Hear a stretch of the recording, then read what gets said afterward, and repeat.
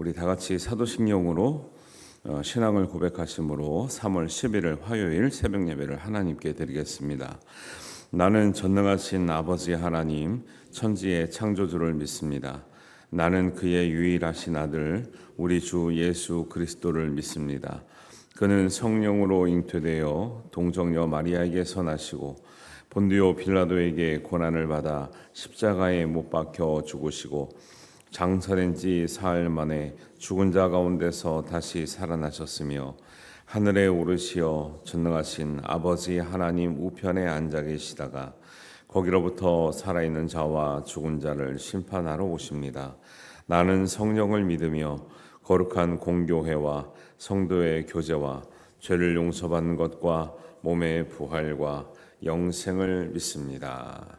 아멘.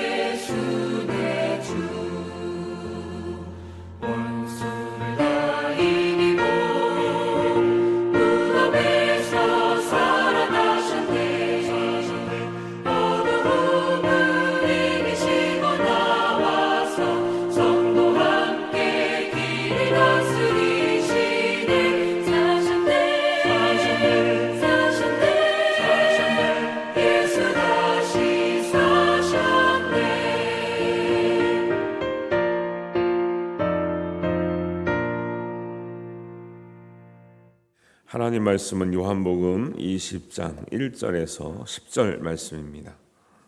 한 목소리로 봉독합니다.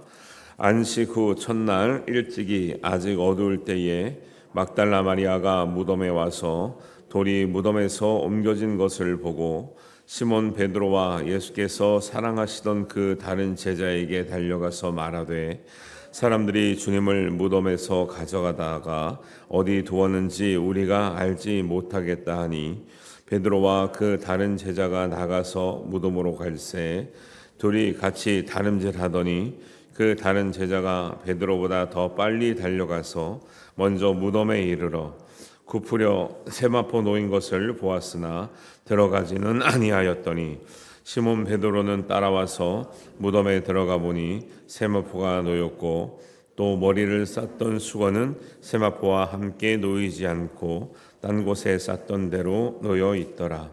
그때서야 무덤에 먼저 갔던 그 다른 제자도 들어가 보고 믿더라. 그들은 성경에 그가 죽은 자 가운데서 다시 살아나야 하리라 하신 말씀을 아직 알지 못하더라. 이에 두 제자가 자기들의 집으로 돌아가니라. 아멘. 네. 예수님이 십자가에서 돌아가시고 3일째 되던 날, 안식 후 첫날, 또 우리말로 하면 주일날, 아직 어두울 때에 새벽에 가장 먼저 예수님의 무덤을 향해 아주 간절한 마음으로 달려갔던 사람이, 가장 첫 번째 사람이 막달라 마리아였다. 이렇게 요한복음은 기록하고 있습니다. 다른 성경에는 다른 마리아도 함께 갔던 그렇게 나오는데, 이제 성경을 기록한 제자들의 어떤 관점에 따라서 조금 강조점이 이제 달라지고 있어요. 근데 오늘 요한복음에는 막달라 마리아의 모습이 굉장히 부각이 되고 있어요. 막달라 마리아 어떤 사람이었습니까? 막달라 마리아는 누가복음 8장에 나오기를 예수님을 만나기 전에 7 귀신 들렸던 자다 이렇게 나와요. 영적으로 우리가 이제 7 귀신 들렸다고 하면은 사람들 자꾸 귀신에 초점을 맞추는데 그게 문제가 아니고 영적으로 괴로움 가운데 살아갔던 사람이라는 거예요. 여러분, 귀신 들려서 괴로운 것과 구원받지 못해서 괴로운 것 사실 같은 거예요.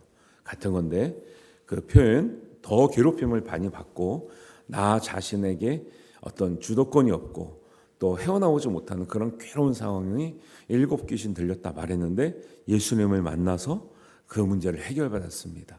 얼마나 기쁘고 감사하겠어요.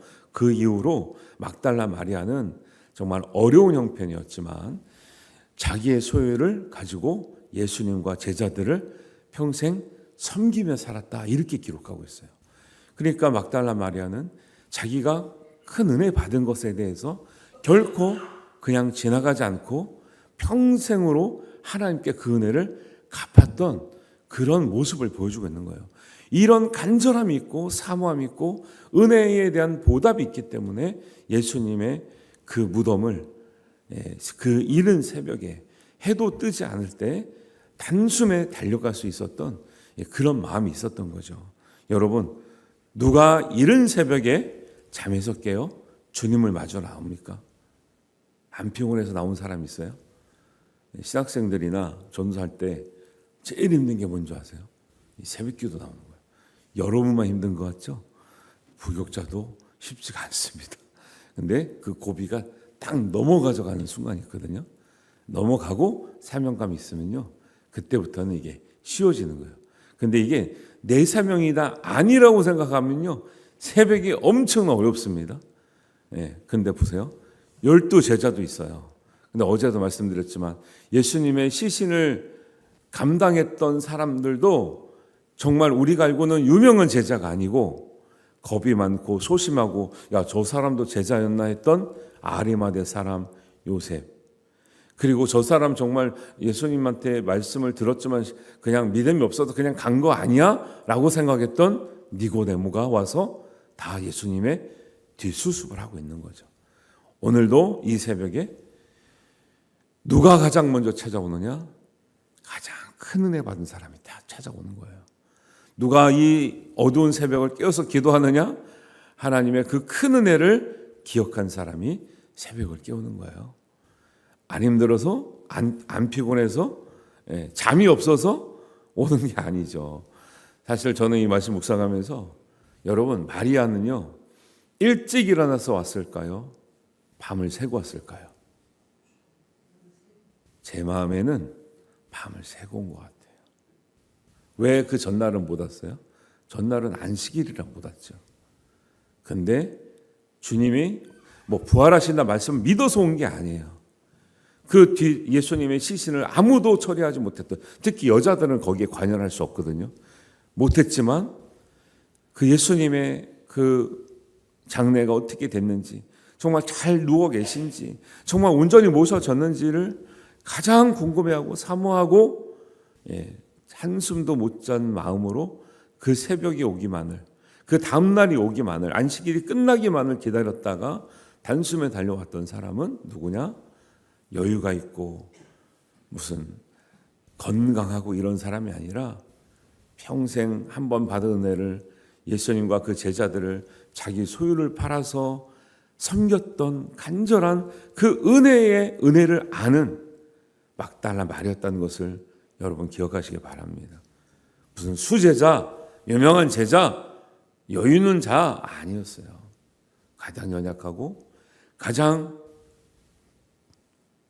영적으로 고난을 받다가 그 영적인 문제가 해결된 은혜를 아는 그 사람이 가장 먼저 예수님의 무덤을 찾아온 주인공이었다라는 것이죠. 막달라 마리아가 예수님의 무덤에 갔을 때 근데 무덤 문이 열려져 있는 거예요. 막달라 마리아는 제자 중에 그래서 이제 막달라 마리아 입장에서는 지금 열려져 있으면 안 되는 무덤 문이 열려져 있기 때문에 빨리 가서 베드로와 또 한 사람의 제자가 나오는데 성경에는 베드로와 2절에 보니까 예수께서 사랑하시던 그 다른 제자라고만 나와요. 이름이 안 나와요. 3절에도 그 다른 제자가 나가서 4절에도 그 다른 제자가 이름을 얘기 안 하고 왜 예수님께서 사랑하시던 그 다른 제자로 나오는 사람이 누굴까요? 요한이에요. 요한. 자기라고 언급을 안 하는 거죠. 왜? 자기를 자기라고 드러내는 게 이제 이 성경을 기록한 입장에서 민망하고 또 이제 자기를 드러내기가 이제 겸손했던 이런 이제 요한의 모습을 보고 있어요. 그래서 그 다른 예수님께서 사랑하시던 그 다른 제자가 성경 이제 요한복음 전체를 보면 요한 자신이었구나라고 알 수 있어요. 그래서 베드로와 요한에게 전달을 받았던 그렇기 때문에 이걸 쓸 수 있는 거죠. 다른 마리아도 갔었지만 그 단숨에 달려와서 제자에게 말을 전했던 막달라 마리아를 기억하고 있었고 바로 그 얘기를 듣고 바로 뛰쳐나갔던 사람이 사실은 다른 이제 마가복음에 이렇게 보면 누가복음에 보면 11 제자에게 다 전달을 했다고 나와요. 그런데 왜 2명만 왔다고 왜 2명만 드는 것처럼 나오냐면 사실은 그 얘기를 듣고 예수님의 무덤에 와서 확인한 사람이 베드로와 요한인 거예요. 그러니까 여기는 베드로와 자기가 확인하러 왔다는 것이 조금 더 강조가 돼 있는 거죠. 근데 먼저 왔는데 보세요. 4절에 보니까 재밌는 표현 있죠. 둘이 같이 다름질하더니 그 다른 제자가 베드로보다 더 빨리 달려가서 먼저 무덤에 이르렀다 그래요. 원래는 수제자가 먼저 가서 봐야 되는데 여기 뭔가 누구의 마음이 더 반영이 됐냐면 그 다른 제자인 요한의 마음이 더 반영돼 있어요.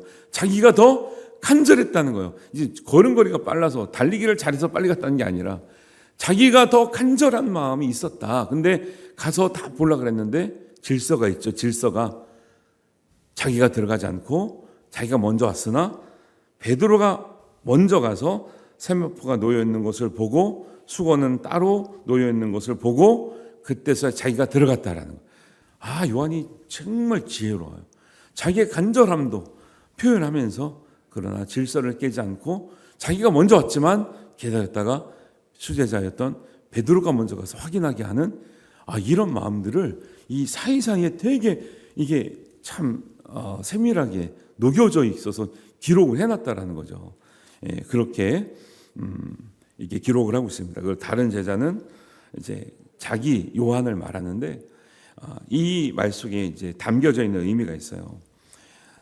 다른 때는 사도 요한이 드러나게 하고 나서고 이런 적이 없어요. 그런데 지금 이 장면은 무슨 장면이에요? 이제 예수님이 세마포에서 안 계시다는 것, 둘러싼 수건에 안 계시다는 것을 보면 부활의 증인이 되는 거예요. 부활의 증인의 역할을 하는 거예요. 그런데 사도 요한은 다른 것에 있어서는 다 양보하고 다 뒤로 물러나 있고 다 소극적이었지만 부활의 증인에 있어서는 내가 증인이고 내가 적극적이었고 내가 바로 그였다라는 것을 간접적으로 기록을 하고 있는 거죠. 우리도 다른 일에서는 소극적이어도 예수님의 부활의 증인돼서는 우리 적극적인 사람 되시길 바랍니다. 선천적인 거, 성격적인 거, 기질적인 건요 부활의 증인이 될 때는요 따지는 게 아니에요.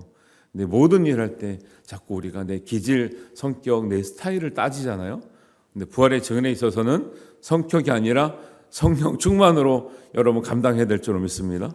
사도 요한은 그걸 말하는 거예요. 보통 사도 요한이 드러나지 않아요. 자기 이름도 밝히지 않을 정도로 드러나지 않다는 거죠. 누가복음 사도행전에는 이 말씀을 기록한 사람이 누가라는 거 드러나요, 안 드러나요? 드러나잖아요. 드러난다니까요. 다 말 안 하는 게 아니라 요한은 그럼 안 쓰려면 안 쓸 수도 있는데 간접적으로 우회적으로 쓰죠. 특히 뭘 강조하고 있어요?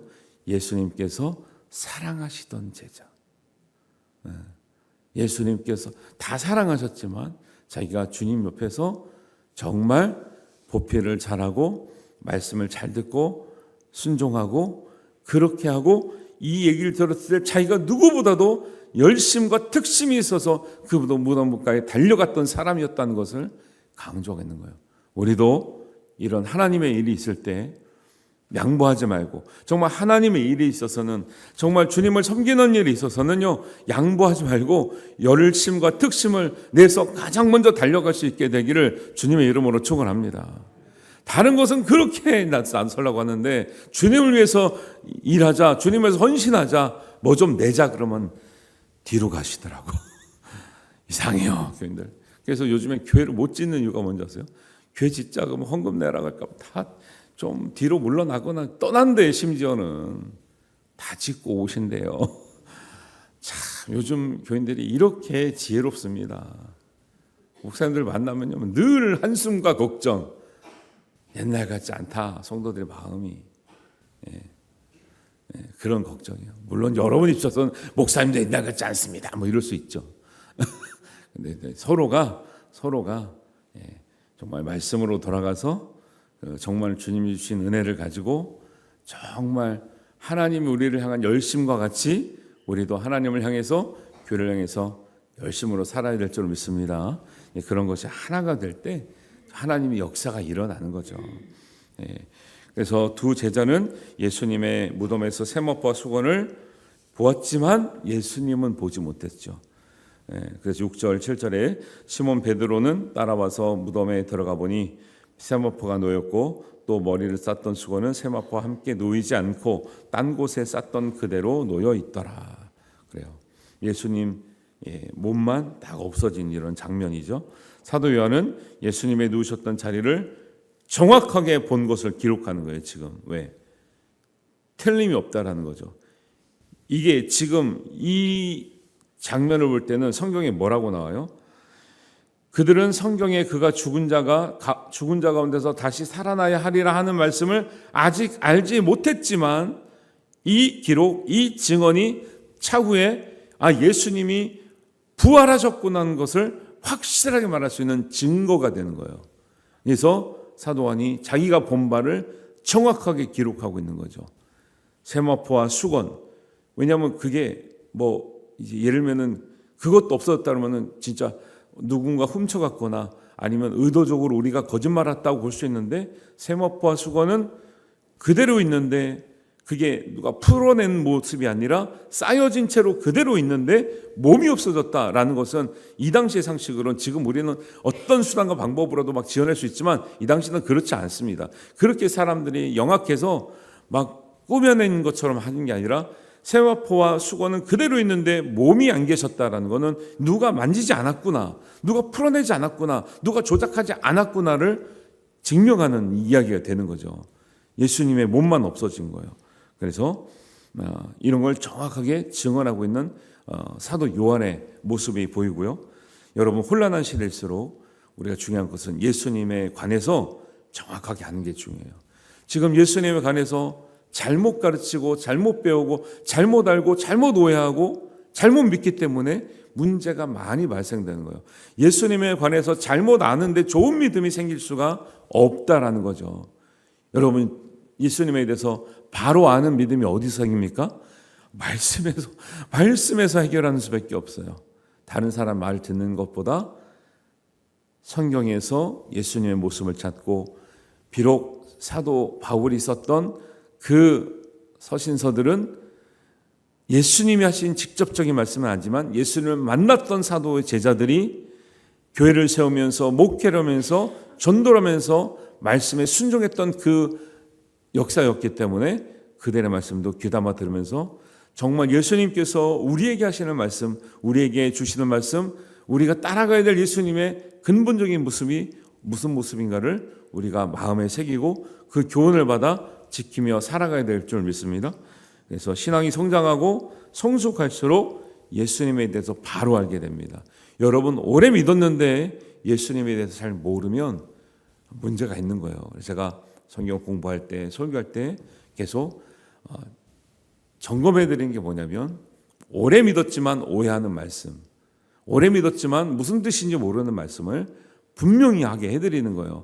예수님이 어떤 의도로 그렇게 말씀하셨는가? 예수님은 왜 그런 요구를 하셨는가? 예수님은 왜 바리새인들과 대제사장과 율법에 정통한 사람들과 왜 싸우셨는가? 그걸 통해서 우리에게 주려고 하는 하나님의 뜻은 무엇인가를 알지 못하면 우리가 예수님에 대해서 안다고 말할 수 없잖아요. 그래서 제가 그거에 그 어떤 비근한 예로 도마 얘기가 이제 나오는데 그 얘기를 이제 주말에 나오기 때문에 그 다루지 않는데 도마가 예수님 만졌다는 거 안 만졌다는 거예요. 만졌다는 얘기 없는데 우리는 자꾸 만졌다고 얘기한다니까요. 의심이 많아가지고 만졌다. 만져보지 않고는 안 믿었다 이렇게 얘기했는데 예를 들면 그런 얘기를 짚어드리는 이유가 그런 거예요. 도마에 대한 얘기를 하고 싶은 게 아니라 성경을 바르게 보고 좀 객관적으로 보고 원래 뜻을 이해하지 성경에는 그렇게 나오지도 않는 걸 우리의 짐작으로 막 그렇게 했을 것이다. 그거 봐라 그렇지 않냐 그렇지 않냐 막 이렇게 말씀하는 거는 위험한 관점이라는 거죠. 성경에 나오지 않는 이야기를 우리 추측으로 또 2000년 후의 사람들이 막 얘기하는 것 바람을 가지 않다는 말씀을 드리고 그래서 우리가 신앙이 성장할수록 성숙할수록 예수님에 대해서 깊이 알아가는 것이 우리의 믿음의 수준이 될 줄로 믿습니다. 아는 만큼 배우고 또 아는 만큼 살고 전하게 돼 있어요. 이 말을 성경에 뭐라고 나와요? 예수를 깊이 생각하라. 이런 표현으로 나와요. 히브리서 3장 1절입니다. 그러므로 함께 하늘의 부르심을 받은 거룩한 형제들아 우리가 믿는 도리의 사도이며 대제사장이신 예수를 깊이 생각하라. 여러분 예수를 깊이 생각하시고 예수님에 대해서 깊이 묵상하시고 예수님이 하셨던 그 원래의 뜻을 잘 깨달아 그렇게 살아내시기를 바랍니다. 그래서 성경은 그들이 예수님이 안 계신 것을 보았지만 아직 부활하셨구나라는 것을 깨닫지 못했어요. 왜? 듣긴 들었잖아요. 내가 3일 만에 다시 살아나리라 들었는데 상상할 수가 없는 거예요. 그러니까 믿지를 않으니까 예수님이 안 계신 걸 보고도 부활한지를 모르는 거죠. 그래서 그날 저녁에 내일 나오는 말씀인데 당일 부활하신 그날 저녁에 제자들에게 나타나세요. 제자들에게 나타나시잖아요. 모였을 때. 근데 그게 그날 저녁인 거 아셔요? 성경에 그렇게 나와요. 내일 그렇게 나옵니다. 그날 저녁에 11 제자에게 나타나셔서 10제자죠 사실은. 엄밀하면 10제자. 왜? 지금 유다가 없고 도마도 없었다 그러거든요. 그러니까 이런 것도요. 우리가 흔히 이렇게 12제자에게 나타났다 이렇게 알잖아요. 내일 보시면 유다 없죠. 도마가 없었다고 나와요. 그래서 8일 뒤에 다시 예수님이 나타나셔요. 그러니까 몇 명에게 나타나신 거예요? 10제자. 제자는 10명, 그다음에 다른 마리아나에게. 제자들이 무서워서 공동의 어떤 처소에 모여 있을 때 그때 나타나시는 거예요. 아직 모르는 거죠. 그래서 보세요. 믿음이 온전치 않고 부활의 확신이 없으니까 이 마지막 말에 참 의미가 있어요. 10절에 이에 두 제자가 자기들의 집으로 돌아가니라. 이 제자들은 원래 자기의 집을 떠나서 예수님만 따랐던 제자들이죠. 부활을 모르고 부활의 진리를 못 깨달으니까 다시 옛날로 돌아가는 거예요. 여러분 믿다가 은혜 받지 못하고 말씀 깨닫지 못하면 다시 옛날로 돌아가는 거예요. 교회 다니면서 이게 정말 주님을 따라가는 것이 아니라 믿기 전으로 돌아간 사람 간혹 있어요, 없어요? 있잖아요. 뭐요? 진리와 은혜를 깨닫지 못하면 교회 다녀도 다시 옛날로 돌아가는 거예요. 사실은 자기 지들 집으로는 개인 집은 말하는 건 아니고 제자들이 이제 내일 나오는 유대인들을 무서워해서 제자들이 모여서 공동생활하거나 함께 머물렀던 곳 거기를 말하지만 그래도 표현은 뭐예요? 옛날 그 상태로 돌아갈 수밖에 없는 안타까운 제자들의 마음을 보여주고 있는 거예요. 믿으면서 여러분 은혜 받지 못하고 말씀 깨닫지 못하면요 옛날로 돌아가는 거예요.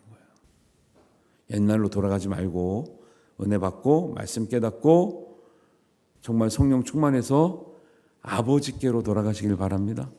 예수님께로 따라가시기 바랍니다. 이런 것을 이 성경이 주는 이 뉘앙스 가운데 행간을 읽어내면 이렇게 단순한 말씀도 굉장히 의미가 있게 다가오는 거죠. 우리가 예수님께 돌아가는 사람, 예수님의 정말 부활을 우리가 확신하고 예수님의 길로 가는 우리 성도 모든 우리 삶이 되시기를 주님의 이름으로 축원합니다. 기도하겠습니다. 하나님 아버지 은혜를 감사합니다. 하나님의 말씀을 깨닫지 못했을 때 다시 옛날로 돌아가려고 하는 우리의 습성들이 있으나 하나님 말씀을 깨달은 후에는 성령을 받은 후에는 예수님의 길로 따라갔던 제자의 모습들을 우리가 압니다. 다 알고 있는 우리는 예수님의 길로만 행하게 하여 주시옵소서. 아버지 집으로만 돌아가게 하여 주시옵소서. 딴 길로 가지 않게 하시고 딴 생각, 딴 믿음으로 우리가 연약해지지 않도록 믿음을 붙들어 주시옵소서. 승리하게 하실 줄로 믿사오며 예수님의 이름으로 기도하옵나이다. 아멘. 하늘에 계신 우리 아버지, 아버지의 이름을 거룩하게 하시며 아버지의 나라가 오게 하시며 아버지의 뜻이 하늘에서와 같이 땅에서도 이루어지게 하소서. 오늘 우리에게 일용할 양식을 주시고 우리가 우리에게 잘못한 사람을 용서하여 준 것 같이 우리 죄를 용서하여 주시고 우리를 시험에 빠지지 않게 하시고 악에서 구하소서. 나라와 권능과 영광이 영원히 아버지의 것입니다. 아멘.